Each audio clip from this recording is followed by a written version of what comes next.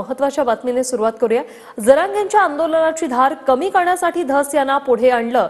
धस यांना पुढे आणून संतोष देशमुख हत्या प्रकरणाचा वापर केला। संजय राऊत यांचे भाजपवर हे गंभीर आरोप। तर विषय भरकटवण्याचं काम कोणी करू नये, बावनकुळे यांनी राऊतांना हे उत्तर दिलंय।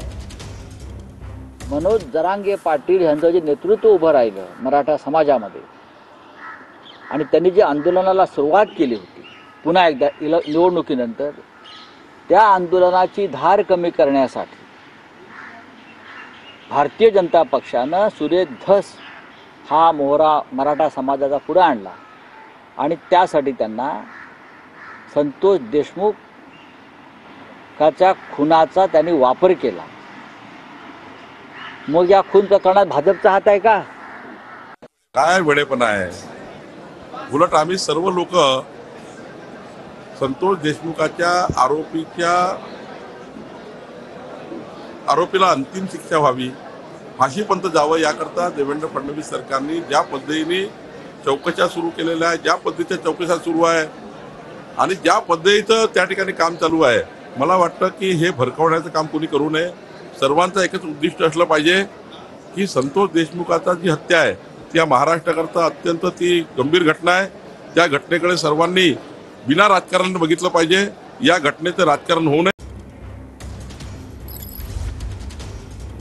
आणि या संदर्भात अधिक बोलण्यासाठी भाजपचे आमदार अतुल भातखळकर जी आपल्यासोबत आहेत। भातखळकर जी, आपलं स्वागत। संजय राऊतांनी गंभीर आरोप केलेले आहेत की मनोज जरांगे यांच्या आंदोलनाची धार कमी करण्यासाठी सुरेश धसांना पुढे आणलं आणि हे भाजप नेतृत्वानेच घडवून आणलं।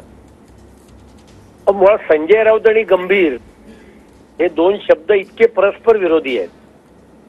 संजय राऊतांना त्यांच्या पक्षातले लोक सुद्धा कोणी गंभीरपणाने घेत नाहीत। एक विनोद वीर याच्या पलीकडे संजय राऊतांची काही योग्यता राहिलेली नाहीये। रोज सकाळी उठल्यानंतर काहीतरी मीडिया समोर बोलायचं, याच्या पलीकडे संजय राऊतांच्या आरोपाला किंवा म्हणण्याला काडीत काही अर्थ नसतो। आणि त्यामुळे संजय राऊत काही बरळत असले तरी महाराष्ट्राची जनता त्याच्याकडे लक्ष देत नाहीये। संतोष देशमुखांच्या हत्ये प्रकरणामध्ये राज्याच्या मुख्यमंत्र्यांनी आणि गृहमंत्र्यांनी सभागृहामध्ये महाराष्ट्राच्या जनतेला जे जे सांगितलं त्या सगळ्या गोष्टींची अंमलबजावणी केली आहे। अटका झालेल्या आहेत, मोक्कासारखा कठोर कायदा लावला गेलाय, तपास यंत्रणा चालू आहेत आणि त्याच्यामुळे या संदर्भातली त्यांची प्रॉपर्टी जप्त करण्याचं काम चालू आहे आरोपींची।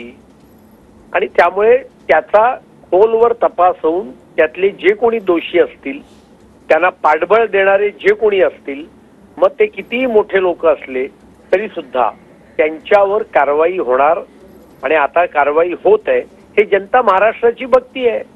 आणि त्याच्यामुळे जरांगेंना आम्ही हे केलं, पुढे धसांना आम्ही चालवलं, अत्यंत हास्यास्पद आहे। संजय राऊतांना म्हणावं की सभागृहात काय होतंय तेवढं तरी कळण्याची क्षमता ठेवा। सभागृहामध्ये या विषयावर बोलणारे जे दोन आमदार होते दोन्ही भारतीय जनता पार्टीचे होते, बरोबर, आणि त्याला उत्तर सुद्धा भारतीय जनता पार्टीचे नेते असलेल्या मुख्यमंत्र्यांनी आणि गृहमंत्र्यांनी दिलेलं आहे आणि त्यांनीच कारवाई केलेली आहे। आणि त्यामुळे संजय राऊतांच्या मताला एवढं महत्त्व द्यायचं काही कारण नाही।